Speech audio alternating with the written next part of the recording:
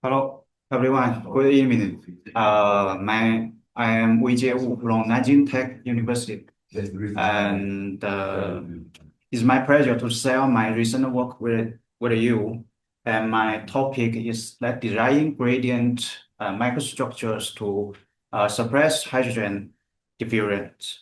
I would I would like to introduce from following three sections. The first is introduction. Uh, to achieve carbon neutrality, we need to develop clean energy, and one of them is hydrogen energy because it's efficient, abundant, and clean. Because building hydrogen economy requires a large amount of infrastructure. However, hydrogen embrittlement presents a serious threat to the safety of the infrastructure. So we need to uh, develop some ways to mitigate hydrogen embrittlement. There are two ways. The first is modulating the material microstructure by modification alloy elements and its microstructure. And this way is very expensive in engineering uh, built. And the second one is surface treatment by surface coating or surface modification, which mechanism is introducing a diffusion barrier layer or introducing a residual stress and hydrogen traps near the surface. So it's very efficient and cost saving.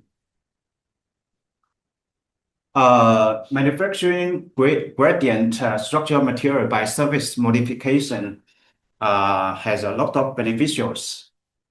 For example, excellent stress ductility trade-off and enhanced flicker and wear resistance. Uh, it also has low manufacturing cost and universal capability, and it also has a huge potential for application in anti-hydrogen embrittlement. For example, Wang et al. Report severe short period significantly reducing hydrogen diffusivity and hydrogen embrittlement sensitivity. They can also found grain size gradient structure enhance hydrogen embrittlement resistance of the Inconel 625. Although experimental research on hydrogen embrittlement and gradient structural materials gradually increasing, there is still lack of the relevant theoretical and simulation reports. So in this work, we developed a two-step method, binary element method to modeling hydrogen permeation in a gradient structure layer structural material by manufactured by severe short period. In this work, dislocation substructure is modeled by the cell size and density evolution, and hydrogen diffusion with multiple traps is also considered. Let's see the results. As we can see, after short period, a gradient structure of dislocation cell size is formed below the surface. Of course, as the short period coverage increased, the dislocation cells size and density decreased. By calculate the effective hydrogen diffusivity of the gradient layer by the theory of composite material in this formula. We found the average hydrogen diffusivity of gradient layer is lower by the bank, lower that of the bank by more than 3 tons. Of course, as the solar period coverage increased, the hydrogen diffusivity of the gradient layer uh, reduced first, but then it stabilized. We also developed a theoretical way to calculate the effective hydrogen diffusivity of the gradient layer to theoretical and engineering use. So this is the formula. We found that the theoretical predict value is well fit with the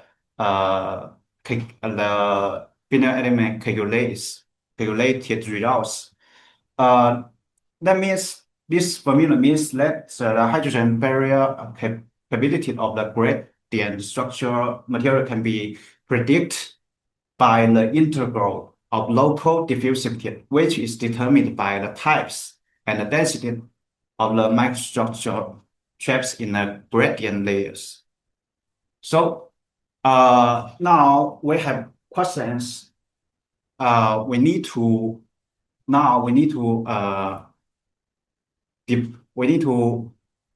design the good or bad. The gradient structure could be good or bad gradient structure. So as we know, dislocations and nanoprecipitates act as hydrogen traps. Of course, current twin boundary could be a different barrier, but the general grand boundaries uh, is act as could be act as fast diffusion tunnel. Of course, the residual austenite phase or austenite phase itself could be a hydrogen source during the deformation. So, in fact, this microstructure could be presented at the same location in a gradient layer. So it's very important to optimize the gradient structure itself to minimize the hydrogen diffusion rate. In summary, the average hydrogen diffusivity of gradient structure material is not only related to its hydrogen traps, of course, its type and density, but also limited by its thickness.